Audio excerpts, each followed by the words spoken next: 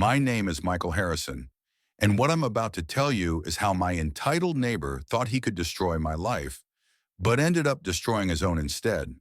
This is a story about patience, preparation, and perfect revenge that took 8 months to execute but was worth every single day. I'm 41 years old, a successful patent attorney living in an upscale neighborhood called Willowbrook Estates in Denver, Colorado. For 3 peaceful years, I lived in my dream house with my wife Jennifer and our twin daughters Emma and Sophie, both 7 years old. We had everything we'd worked for. A beautiful colonial-style home with a wraparound porch, a backyard where the girls could play safely, and neighbors who actually cared about community. Life was perfect until Richard Blackwood moved in next door in March of 2023. Richard was everything I despised in a person: arrogant, entitled, and convinced that his wealth made him untouchable. He was some kind of investment banker at a firm called Wellington Capital Management, drove a red Ferrari that he parked deliberately to show off, and treated everyone around him like servants who should be grateful for his presence. The first warning sign came during his moving day. His movers blocked our driveway for 6 hours without asking permission. When I politely introduced myself and asked if they could move one truck so Jennifer could get our daughters to their piano lessons, Richard looked me up and down and said, "My movers work on my schedule, not yours." Maybe you should have thought about that before buying a house with such a narrow driveway. I bit my tongue and parked on the street, but I made a mental note. This wasn't going to be the neighborly relationship I'd hoped for. But his real problem wasn't just being obnoxious. It was his complete disrespect for boundaries and his assumption that everyone would just tolerate whatever he wanted to do. It started small but escalated quickly. Richard would throw parties until 3 a.m. on weeknights, with music so loud our house literally vibrated. The first time it happened, I walked over at midnight and politely knocked on his door. When he answered, clearly drunk and holding a martini, I explained that my daughters had school the next morning and asked if he could keep it down. He laughed in my face and said, "If you can't afford proper soundproofing, maybe you're living in the wrong neighborhood, buddy." Then he turned the music up even louder and slammed the door. The parties became a weekly occurrence. Every Wednesday, Richard would have 20 to 30 people over, playing music until dawn, with people smoking and drinking in his backyard, shouting and laughing while our girls tried to sleep. Then he started parking his guest cars wherever he wanted. They'd block our mailbox, park across our driveway, even park on our lawn.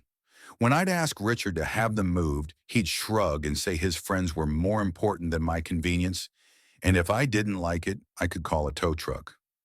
I started taking photos of every violation, every blocked driveway, every car on our property.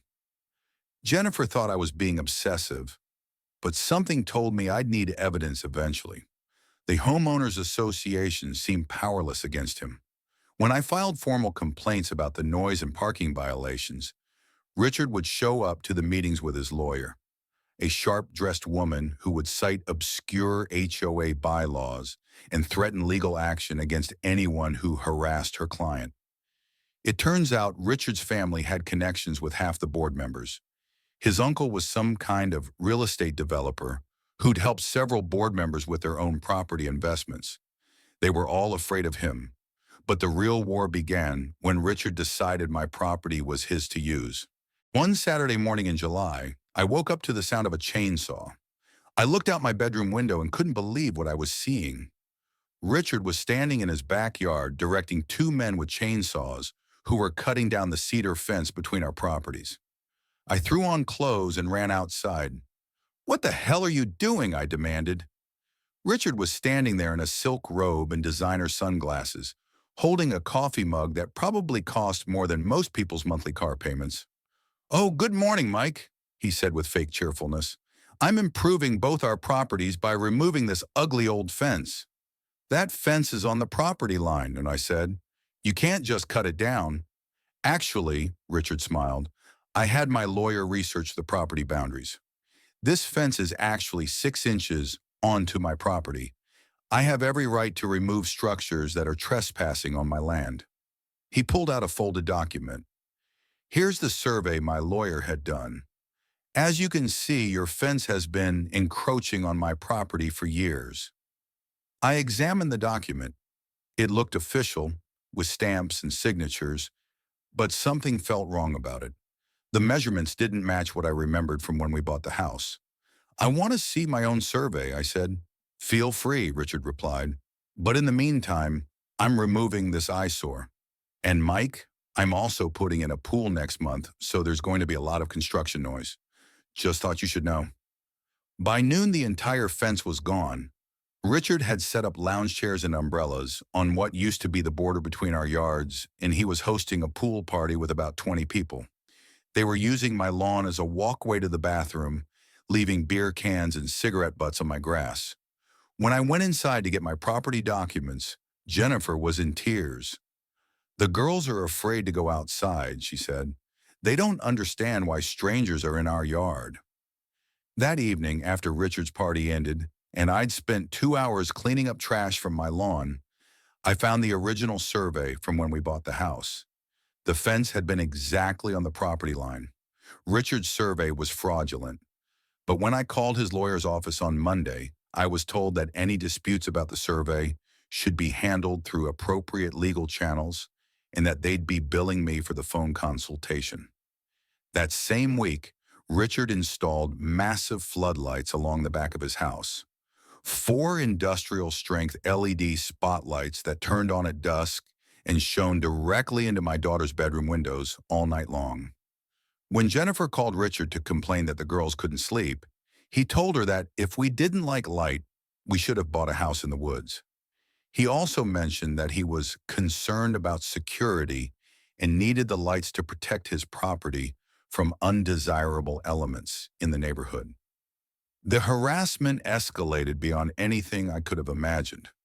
Richard would rev his Ferrari engine at 6 a.m. sharp every morning when leaving for work, knowing our bedroom was right next to his driveway. He'd let it warm up for 10 minutes, revving the engine periodically before slowly backing out. He started having construction work done at exactly 7 a.m. every Saturday morning. Jackhammers, power saws, concrete mixers, always right at the legal limit for noise ordinances, but scheduled to ruin our family time every weekend. When I researched the permits for his construction, I discovered he was building an addition to his house that would block the morning sun from our kitchen and breakfast nook. The addition wasn't necessary for the pool he'd mentioned. It was specifically designed to cast our house in shadow. But the worst incident, the one that made me realize this was intentional psychological warfare, happened on Emma's birthday. We had planned a small garden party for Emma's 7th birthday in early September. 20 kids from her class, their parents, decorations strung up in our backyard, a bounce house rental, the whole celebration setup that we'd been planning for months. Emma had been talking about her backyard princess party since July. Richard knew about it. Jennifer, still trying to be the peacemaker, had actually invited him 2 weeks earlier, hoping to build some kind of neighborly relationship. She'd knocked on his door with a handwritten invitation and explained how important this party was to Emma. Richard had smiled and said he'd try to stop by if he was free. That Saturday morning, I was setting up tables and chairs when I noticed Richard's lawn service arriving. Nothing unusual there. Lots of people had lawn care on weekends. But then I saw them unloading equipment I'd never seen before. Industrial sprayers and tanks marked with hazardous material warnings. Within an hour, they were coating Richard's entire yard with some kind of chemical treatment that created a smell so strong and acrid that we had to close all our windows. Emma came running inside crying because the smell was burning her nose and throat. I walked over to the lawn service truck and asked what they were applying. The crew leader, looking embarrassed, showed me the work order. It was for emergency grub treatment using industrial-grade pesticides that required a 24-hour outdoor exposure warning. When was this scheduled? I asked. He showed me Richard's work order.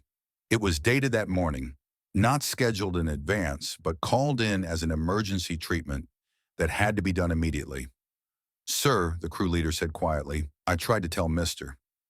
Blackwood, this could wait until Monday, but he said it had to be done today, and he'd pay double overtime.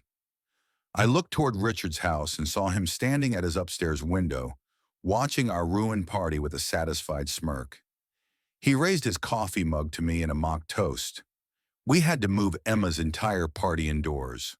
23 7-year-olds crammed into our living room and kitchen, the bounce house sitting unused in our backyard, while the chemical smell made it impossible to go outside. Emma spent half her birthday party crying, asking why the mean man wanted to hurt her special day. That night, after we'd put the girls to bed and cleaned up the disaster that was supposed to be a perfect celebration, Jennifer and I sat in our kitchen and had the conversation I'd been dreading. "He's trying to make us move," Jennifer said. "This isn't just about being a bad neighbor. He wants us gone." She was right. Richard wasn't just inconsiderate. He was conducting a deliberate campaign of harassment designed to make our lives so miserable that we'd sell our house and leave the neighborhood. But Richard had made one crucial mistake. He'd assumed I was just another suburban dad who would eventually give up and move rather than fight back. He had no idea who he was dealing with. "You see, I'm not just any attorney. I'm a patent attorney who specializes in complex intellectual property disputes with Fortune 500 companies. I spend my days finding legal loopholes that others miss, building cases that can take years to develop, and outmaneuvering opponents who have unlimited resources and teams of lawyers. I'm patient, methodical, and I never lose. In 20 years of practice, I've never had a case go against me because I don't take cases unless I'm absolutely certain I can win." That night, after tucking my crying daughters into bed and listening to Emma ask why the mean man wanted to hurt her party, I made a decision that would change everything.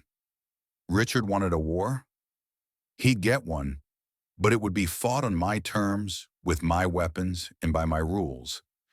And he'd never see it coming until it was far too late to save himself. The following Monday morning, I began what I call aggressive legal reconnaissance. Being a patent attorney with 20 years of experience has certain advantages when someone becomes your enemy. I have access to legal databases, court records, professional networks, and investigative resources that most people don't even know exist. I also have something that Richard clearly lacked: the ability to think strategically and plan for long-term consequences. Within a week, I had assembled a complete profile of Richard Blackwood that would have impressed a private investigator. His investment firm, Wellington Capital Management, was much smaller than he pretended. The impressive website and fancy office were mostly for show. They had only 12 employees and managed assets worth far less than their marketing suggested. Richard wasn't a senior partner, as he'd been telling neighbors. He was a junior associate who'd been with the firm for only 18 months. His Ferrari, leased through the company with payments that consumed nearly 40% of his take-home salary.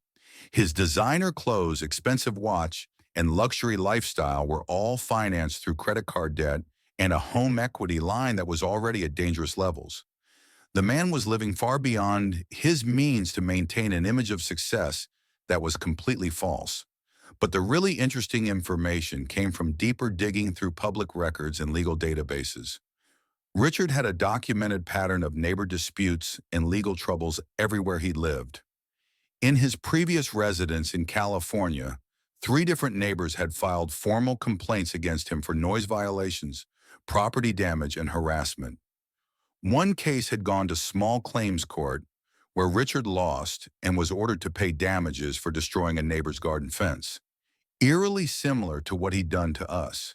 Before that, he'd lived in a condo in Arizona, where the HOA had actually sued him for repeated violations and disruptive behavior. The case was settled out of court, but the records showed Richard had been forced to pay substantial fines and legal fees. There was also a pending lawsuit from a former business partner claiming Richard had stolen client contact lists and used them to solicit business for his current firm. The partner was seeking damages and an injunction that could potentially end Richard's career in investment management. Most interesting of all, Richard was behind on his homeowners association fees for our neighborhood. something he'd managed to keep quiet through his family connections on the board. He'd received two formal warnings about various violations that he'd successfully buried through his uncle's influence. The picture that emerged was of a man who used intimidation, legal threats, and family connections to get his way, counting on people being too intimidated, too expensive, or too busy to fight back effectively. He was a serial bully who had never faced someone willing and able to fight him on his own level. I also discovered something that he probably didn't want anyone to know. Richard's investment firm was under preliminary investigation by the SEC for potential insider trading violations. Nothing had been made public yet, but the initial inquiry was documented in federal databases for anyone who knew where to look and had the right access credentials. This gave me significant leverage, but I wasn't ready to use it yet. Richard had spent months systematically destroying my family's peace and happiness. I would spend however long it took to systematically destroy his life in return. Richard had played the long game in making my life miserable. I would play an even longer game in returning the favor. Over the next month, I began weaving what I call a legal web around Richard. Every violation, every harassment incident, every act of property damage was meticulously documented, photographed from multiple angles, and filed with the appropriate authorities, but not submitted yet. The fence he'd cut down based on fraudulent survey documents, property destruction with photographic evidence, witness statements from 3 neighbors who saw it happen, and estimated repair costs from 2 different contractors. I also had the fake survey examined by a licensed surveyor who confirmed it was altered from genuine documents. The floodlights shining directly into our windows, municipal light pollution violation, harassment complaint, and documentation of how the lights affected my daughter's sleep patterns. I even had our pediatrician document the girl's increased anxiety and sleep problems, the chemical lawn treatment during Emma's birthday party, environmental health violation for improper notification of neighbors, documented evidence of the timing and intent, and statements from the lawn service crew who admitted Richard had specifically requested weekend treatment despite their recommendations. The constant noise harassment, detailed logs with dates, times, and decibel measurements taken with a professional sound meter I'd purchased, video evidence of the 6 a.m. Ferrari engine revving, documentation of construction noise violations during weekend quiet hours. But I didn't file any of these complaints yet.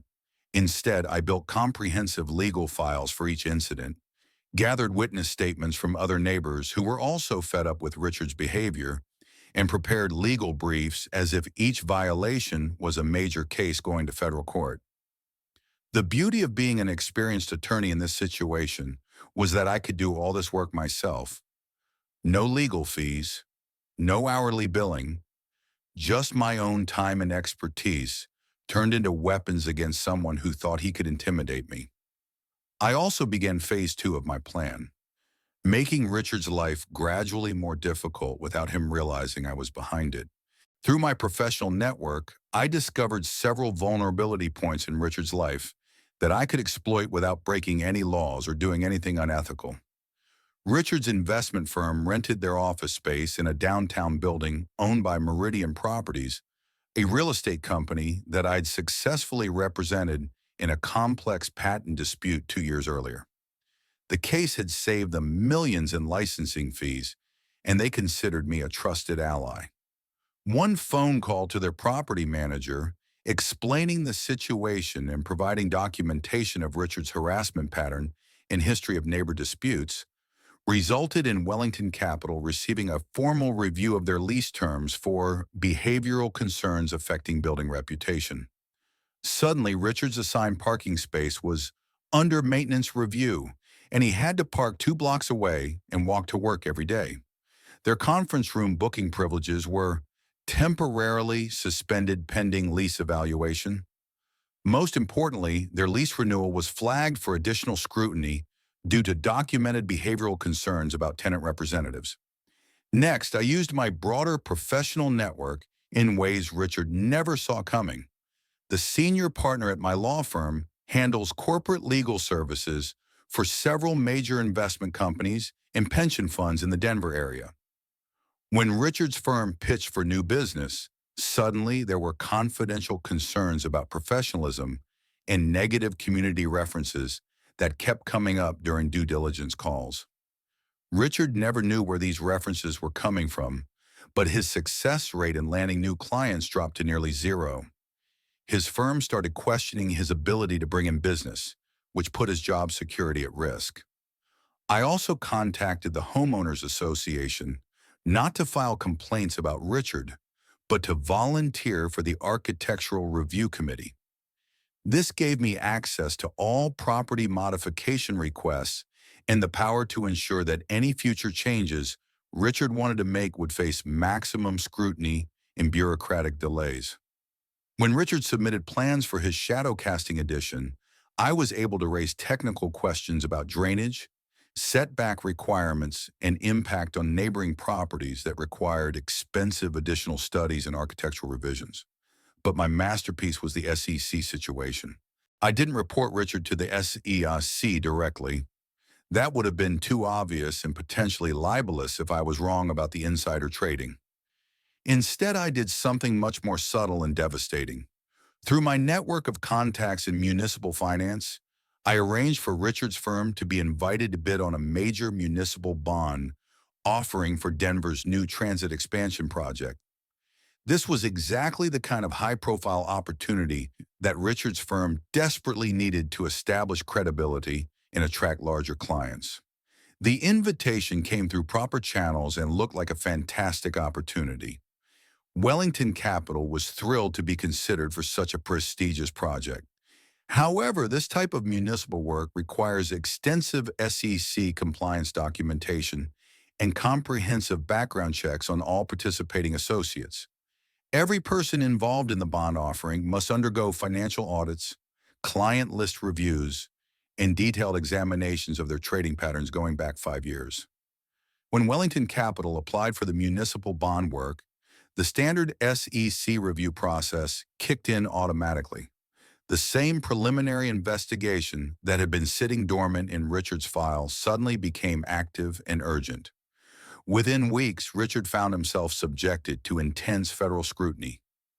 SEC investigators were examining his personal finances, questioning his clients about their investment strategies, and demanding explanations for trading patterns that might indicate insider information.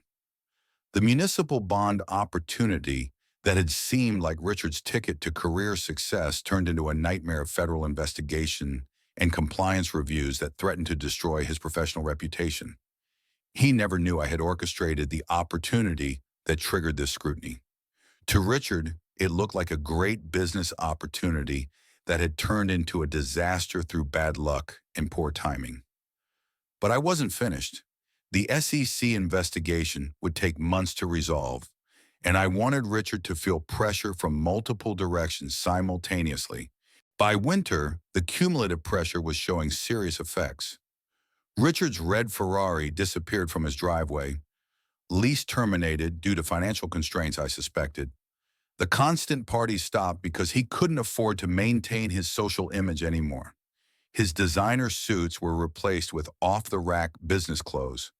The expensive watch disappeared. Even his arrogant swagger seemed diminished when I saw him getting his mail or taking out trash. More importantly, his behavior toward my family changed dramatically. The harassment stopped because he couldn't risk any additional negative attention that might affect his SEC review or his already precarious job situation. He actually began attempting to be civil, nodding politely when we crossed paths and keeping his weekend activities quiet.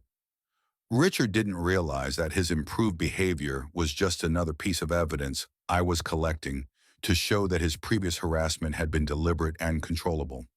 Not the result of thoughtlessness, but calculated psychological warfare. But I wasn't satisfied yet.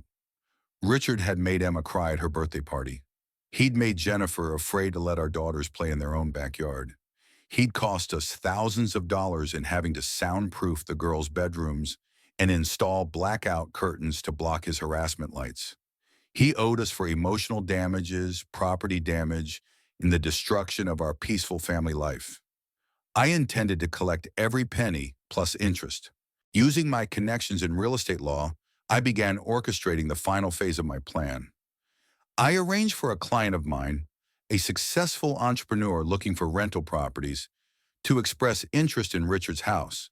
The initial approach was perfectly legitimate. My client made an offer slightly above market value, which would normally be very attractive to any seller. However, the offer included standard contingencies that I knew would reveal problems. During my months of research, I discovered that Richard's house had unpermitted additions done by the previous owner. The finished basement, expanded master bathroom, and deck extension hadn't been properly permitted or inspected when they were built. Normally, this wouldn't be a major problem.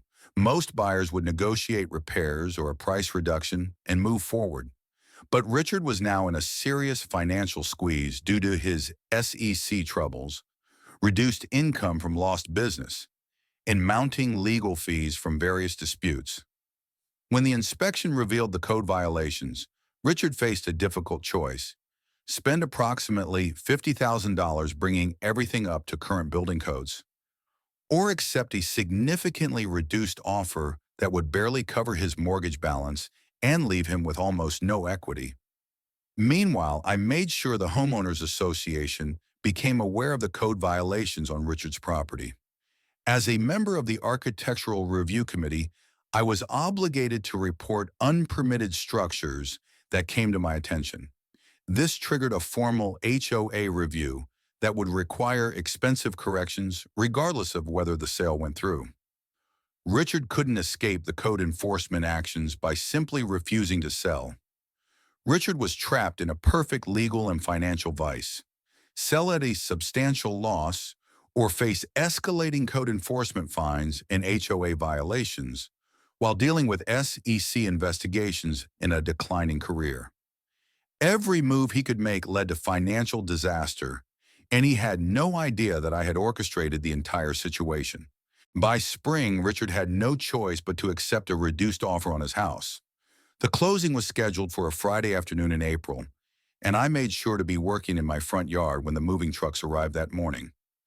Richard supervised the loading of his possessions with the defeated demeanor of a man whose world had collapsed around him.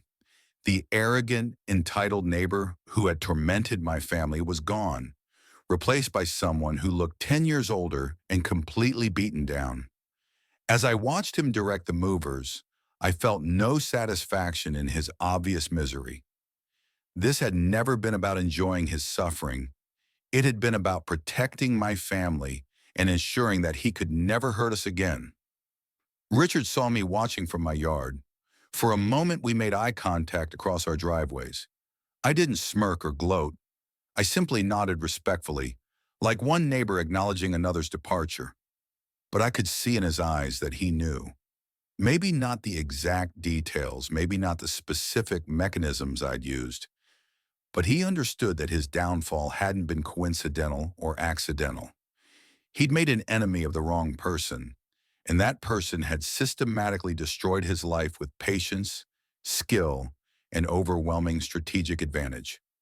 The last thing Richard loaded into his car was a box of legal documents related to his SEC case, which was still ongoing. As he carried it from his front door, I decided to speak to him one final time. I walked across the street and approached him calmly.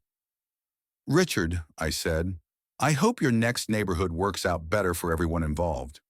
He stopped and looked at me with a mixture of defeat and grudging respect. "You did this," he said quietly. "All of it. The SEC investigation, the business problems, the building code issues. Somehow, you made it all happen." "I defended my family," I replied calmly. "The same thing any father would do when someone threatens his children's happiness and safety. The difference is, I had the tools, knowledge, and patience to do it properly and legally." Richard opened his mouth to respond, then seemed to think better of it. What could he say? That he was sorry for ruining Emma's birthday? that he regretted the months of harassment and intimidation, that he wished he'd chosen a different neighbor to bully. Instead, he put his box in the car, got in, and drove away without another word. I never saw Richard Blackwood again. 6 months later, the Patterson family moved into Richard's old house. Tom Patterson is an aerospace engineer, and his wife Linda is a pediatric nurse. They have two children, Michael, age 8, and Sarah, age 6, who play beautifully with Emma and Sophie. The first week they moved in, Linda brought over homemade chocolate chip cookies and asked if there was anything they should know about the neighborhood. I told her it was a wonderful, quiet community where families looked out for each other. Tom helped me rebuild the fence that Richard had destroyed, making it even stronger and more attractive than before. We used cedar posts and professional installation, creating a beautiful boundary that enhanced both our properties. Last month, Emma and Sophie celebrated their 8th birthday with a perfect backyard party. 25 kids, their parents, gorgeous weather, and absolutely no harassment or disruption. Watching my daughters laugh and play with their friends, seeing Jennifer relaxed and happy in her own yard again, I knew that every hour I'd spent planning and executing Richard's downfall had been justified. People often ask me if I feel guilty about what I did to Richard. The answer is absolutely not. Richard chose to make war on a family that had never done anything to harm him. He used his perceived advantages, wealth, connections, legal threats, to try to intimidate us into abandoning our home and community. I simply used my actual advantages, legal knowledge, professional networks, strategic thinking, and infinite patience to defend my family and restore peace to our neighborhood. Richard wanted to play a game of intimidation and power. He just never realized he was playing against someone who was far better at it than he could ever hope to be. That's how you handle a bully when you have the right tools, the proper knowledge, and the determination to fight back intelligently. You don't get angry, you don't escalate emotionally, and you don't sink to their level of harassment. You simply apply pressure systematically, legally, and irresistibly until they remove themselves from your life permanently. And sometimes justice is served as cold as a Denver winter, but twice as satisfying.